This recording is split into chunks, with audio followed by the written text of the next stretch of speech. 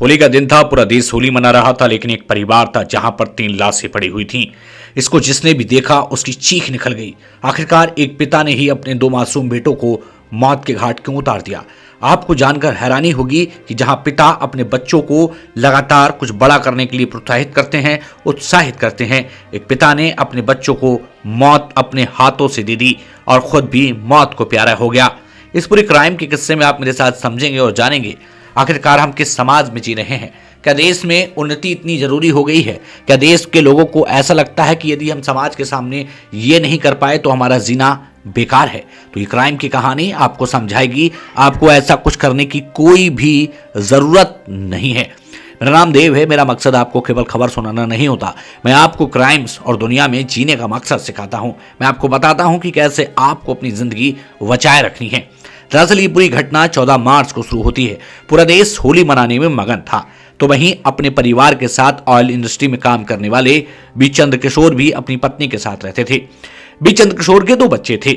इनमें 8 साल का हर्षवर्धन था और 5 साल का विवेक था। इनके जो दोनों बच्चे थे वो पढ़ने स्कूल तो जाते थे और पढ़ने में अच्छे खासे कमजोर भी थे।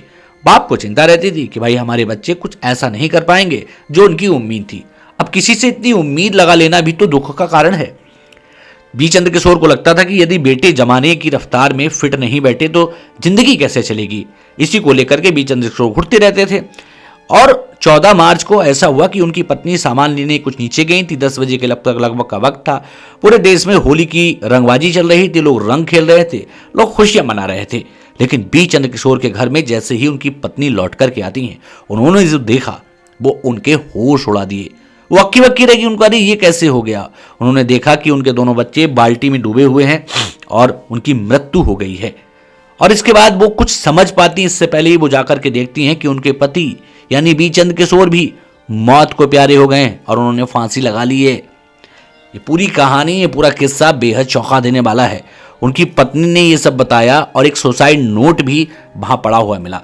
बी चंद्रकिशोर ने ये सब कुछ करने से पहले एक सुसाइड नोट लिखा। यदि आरोप सही है तो की बात कर रहा हूं, मैं दावा नहीं कर रहा।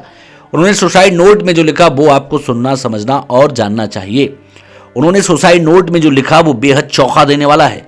उन्होंने लिखा कि उनके बच्चे पढ़ाई में बेहद कमजोर थे, पेपर खराब जाते थे और उन्हें डर था इस बात का कि उनके बच्चे समाज में अच्छा प्रदर्शन नहीं कर पाएंगे, यानी उनके बच्चे दुनिया के साथ फाइट नहीं कर पाएंगे।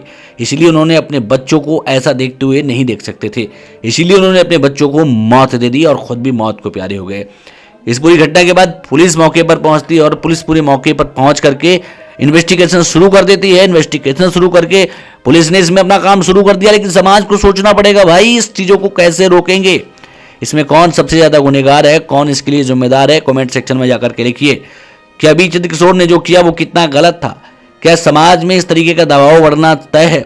जीवन का अंतिम उद्देश्य सुकून है। यदि आपको कहीं सुकून मिल रहा है तो आप उसके साथ जिएं। किसी से प्रतिस्पर्धा करने की कोई जरूरत नहीं है। पुलिस के साथ फॉरेंसिक टीम ने भी अपना काम शुरू कर दिया है। इस पूरी घटना से दोस्तों आपने क्या सीखा, कमेंट सेक्शन में जाकर के लिखें। और ऐसी वीडियोस के लिए, ऐसे क्राइम के किस्सों के लिए आप हमें फॉलो, सब्सक्राइब जरूर कर लीजिए।